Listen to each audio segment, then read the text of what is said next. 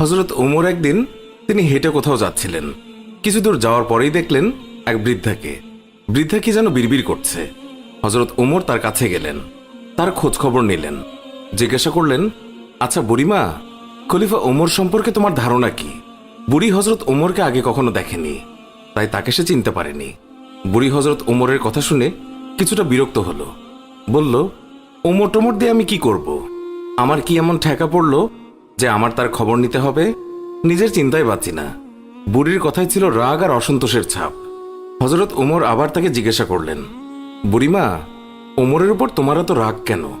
বুড়ি চেঁচিয়ে জবাব দেয়, রাগ হবে না কেন? এই যে সে খলিফা হয়েছে, তো আমায় কি একটা পয়সাও দিয়েছে? নাকি কোনোদিন আমার খোঁজ খবর নিয়েছে যে আমি কি হালতে আছি? ও মানুষ না। হজরত ওমর বুড়ির কথা শুনে বড়ই চিন্তিত হলেন। ঠিকই তো, আমি তো তার তেমন খোঁজ খবর নিতে পারিনি।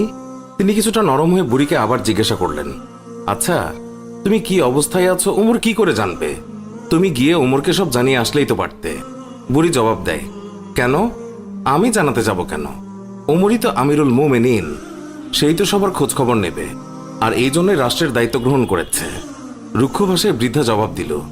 হজরত ওমর শান্তভাবে আবারও বললেন, আচ্ছা, ওমর খলিফা হওয়ার পর তুমি যে কষ্ট পেয়েছ, সেই কষ্টের বিনিময়ে তুমি কত টাকা পেলে ওমরকে মাফ করে দেবে? বৃদ্ধার সাথে এইসব কথা চলছে। এমন সময় হজরত আলী এবং আবদুল্লাহ ইবনে মাসুদ রাদিয়াল্লাহু তাআলা আনহু তারা এসে হাজির হলেন। তারা হয়তো কোথাও যাচ্ছিলেন।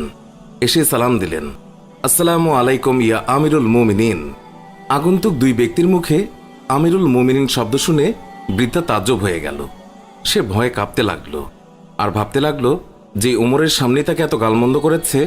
দারুণ অনুতপ্ত হলো বুড়ি। হজরত ওমর বৃদ্ধাকে সান্ত্বনা দিলেন আর বৃদ্ধার হাতে 25টি স্বর্ণ মুদ্রা দিয়ে বললেন, বুড়িমা, তুমি এই চামড়ায় লিখে দাও যে কেয়ামতের দিন ওমরের কাছে আমার কোনো দাবি নেই। বৃদ্ধা তখন তাই করল। চামড়ার উপরে তা লিখে দিল বৃদ্ধা, আর হজরত আলী রাদিয়াল্লাহু তাআলা আনহু সাক্ষী হিসেবে তার উপরে দস্তখত করলেন। হজরত ওমর রাদিয়াল্লাহু তাআলা আনহু মুহাম্মদুর রাসূলুল্লাহ সাল্লাল্লাহু আলাইহি ওয়াসাল্লামকে অনুসরণ করে তালি লাগানো জামা পরতেন। যখন তিনি মুসলমানদের প্রাণকেন্দ্র বায়তুল মুকাদ্দাস জয় করার জন্য বের হচ্ছিলেন, সেই সময় তার পরিহিত জামায় 17টি তালি লাগানো ছিল। যখন তিনি তালিযুক্ত জামা পরিহিত অবস্থায় জেরুজালেমের উদ্দেশ্যে রওনা হয়েছিলেন, সাহাবাদের মধ্যে থেকে কেউ একজন হজরত আলী রাদিয়াল্লাহু তাআলা আনহুকে বললেন, ইয়া আলী, হজরত ওমর রাদিয়াল্লাহু তাআলা আনহুকে বলুন অন্তত আজকের দিনে তালিযুক্ত কাপড় খুলে একটু ভালো কাপড় পরিধান করার জন্য, কারণ তিনি ইহুদি খ্রিস্টিয়ানদের দেশে যাচ্ছেন। তারা হয়তো আমিরুল মুমিনিনকে দেখে বিরূপ মন্তব্য করতে পারে। তারা তিরস্কার করে বলতে পারে, মুসলমানগণ খলিফার জন্য একজোড়া ভালো কাপড়ের ব্যবস্থাও করতে পারেনি। আপনি খলিফাকে বুঝিয়ে বলুন। সাহাবাদের পিড়াপিড়িতে হজরত আলী রাদিয়াল্লাহু তাআলা আনহু কথাটি বলার জন্য হজরত ওমরের কাছে গেলেন, কিন্তু এমন কথা বলার সাহসী পেলেন না, কারণ হজরত ওমর রাদিয়াল্লাহু তাআলা আনহু তিনি এমনিতেই গরম।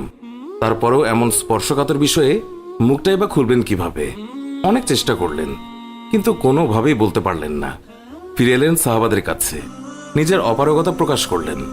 হজরত আলী রাদিয়াল্লাহু তাআলা আনহু বললেন, আমি যখন বলার জন্য তার কাছে গিয়েছি তখন আমার কথা বলার শক্তি হারিয়ে ফেলেছি। এবার সাহাবাগণ পরামর্শ করলেন, তাহলে এই কথা খলিফার কাছে কে বলতে পারে? সকলেই খেয়াল পেশ করল হজরত আয়েশা রাদিয়াল্লাহু তাআলা আনহা এবং হজরত হাফসা রাদিয়াল্লাহু তাআলা আনহা বলতে পারবেন। তারা সকলে মিলে হজরত হাফসা রাদিয়াল্লাহু তাআলা আনহুর কাছে গেলেন। হজরত হাফসা রাদিয়াল্লাহু তাআলা আনহু বললেন, আমি রাসূলুল্লাহ সাল্লাল্লাহু আলাইহি ওয়াসাল্লামের স্ত্রী এবং খলিফা ওমরের মেয়ে, কিন্তু আমার পিতাকে এই কথা বলার সাহস আমার নেই। আমি এই কথা বলতে পারবো না। হজরত আয়েশা রাদিয়াল্লাহু তাআলা আনহা বলতে পারবেন। সাহাবায়ে কেরাম হজরত আয়েশার কাছে দরখাস্ত করলেন। অতঃপর তিনি হজরত ওমর রাদিয়াল্লাহু তাআলা আনহুকে ডেকে পাঠালেন।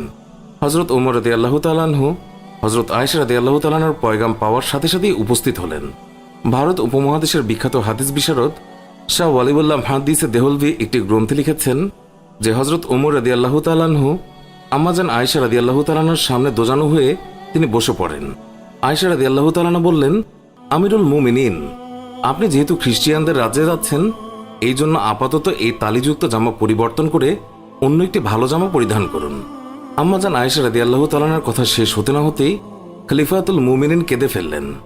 আয়েশাকে বললেন, আম্মা, আপনি কি আমাকে রাসূলুল্লাহ সাল্লাল্লাহু আলাইহি ওয়াসাল্লাম থেকে দূরে সরিয়ে রাখতে চাচ্ছেন? আপনার কি রাসূলের সাথে কাটানো দিনগুলোর কথা মনে নেই, যে দিনের পর দিন নবীজি সাল্লাল্লাহু আলাইহি ওয়াসাল্লাম উপবাস থেকেছেন। 3 দিন পর্যন্ত নবীজি সাল্লাল্লাহু আলাইহি ওয়াসাল্লামের চুলায় আগুন জ্বলেনি।